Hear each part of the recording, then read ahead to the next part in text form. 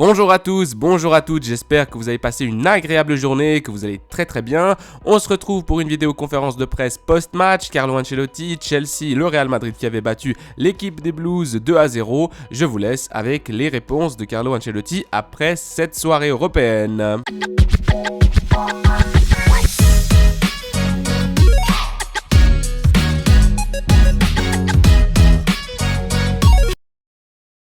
La première question, je l'ai pas, je l'ai uniquement la réponse de Carlo Ancelotti. Ce soir, ça a été un match complet, on a souffert au début un tout petit peu, mais l'objectif était de prendre l'avantage comme nous l'avons fait.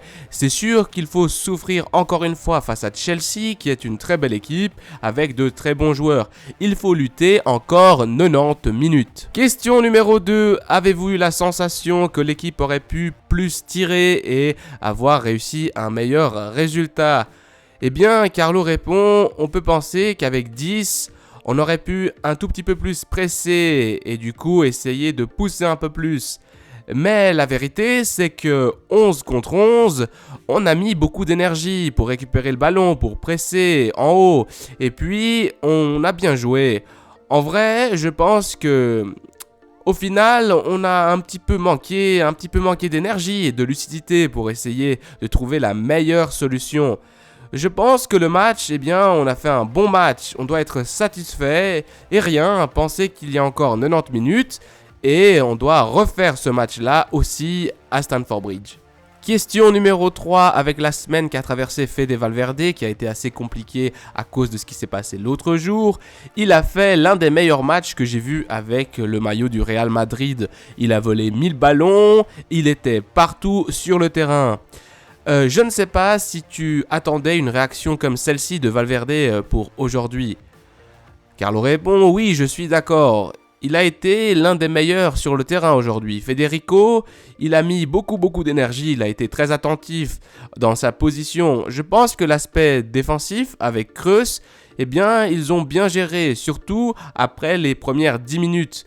On a changé un petit peu le positionnement derrière et il a été spectaculaire dans la récupération. Question numéro 4, de nouveau cela a été une victoire chorale de toute l'équipe d'un grand niveau. Les premières minutes en première mi-temps et en deuxième mi-temps, un tout petit peu de dispersion, mais ensuite l'équipe a été très supérieure. Et en plus, je vous vois très sérieux durant les dernières rencontres. Est-ce que vous êtes aussi fatigué que les joueurs ? Je vais très bien, j'ai beaucoup d'énergie. En fait, le match, je l'ai vraiment aimé, c'est vrai.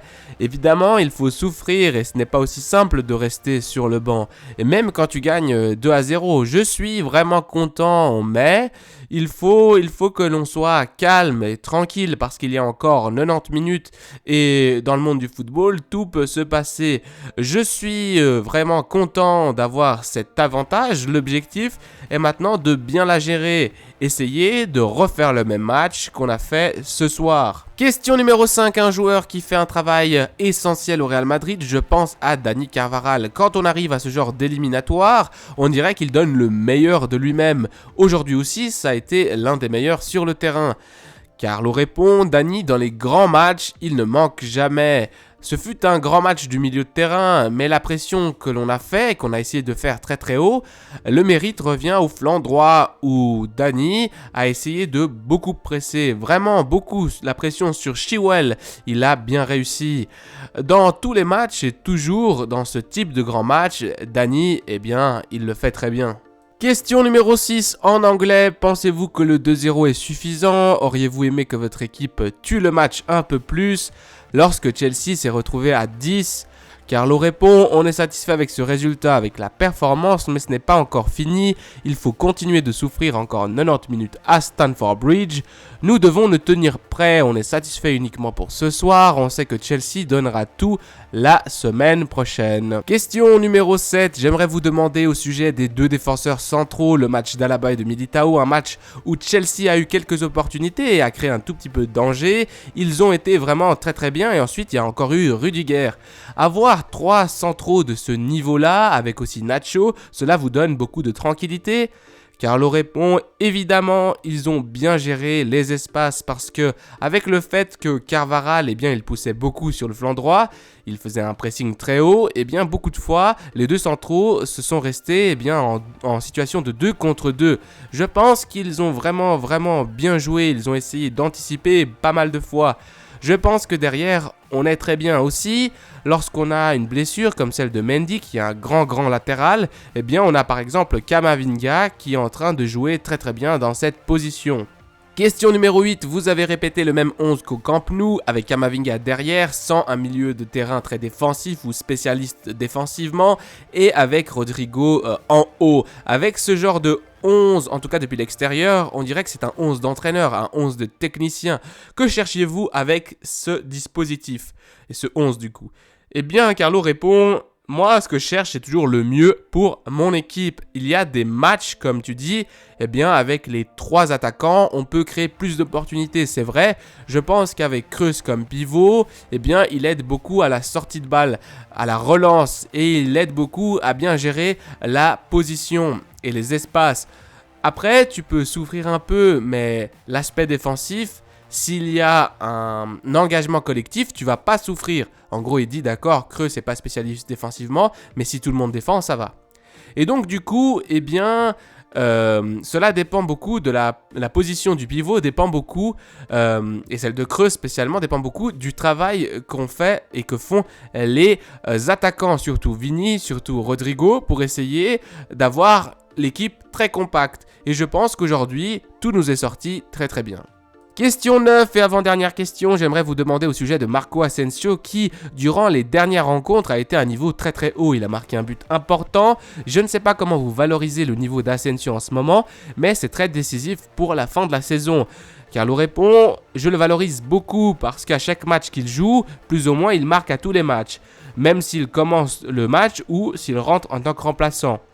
C'est un joueur très déterminant à avoir dans tous les effectifs. Pourquoi? Parce que à un moment, à n'importe quel moment, il peut te donner l'avantage avec ses buts ou avec une assist, une passe décisive. Question 10 et dernière question, quelles sont les différences entre Marco Asensio et Rodrigo dans leur qualité, dans leur style de jeu et comment vous faites pour choisir entre l'un et l'autre en fonction de l'adversaire?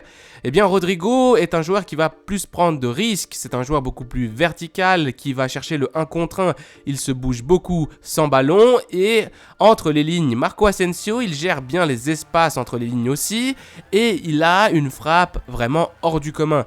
Dans ce sens, le fait de jouer entre les lignes, parfois, ça l'aide à chercher les espaces et à trouver la frappe. Merci beaucoup, cette vidéo touche à sa fin, merci de l'avoir écouté, merci de suivre ce contenu et ma chaîne. Demain, le Real Madrid va jouer contre Cadiz, je vous ferai peut-être la vidéo conférence d'avant-match, un Real Madrid qui ne sera sûrement pas très motivé car la Liga est très difficile vu les points de retard sur le FC Barcelone. Je vous laisse donc, on se voit peut-être un tout petit peu plus tard, en tout cas on se voit pas mais vous allez m'écouter peut-être un petit peu plus tard. Je vous dis à la Madrid y nada más, prenez soin de vos proches, allez, ciao.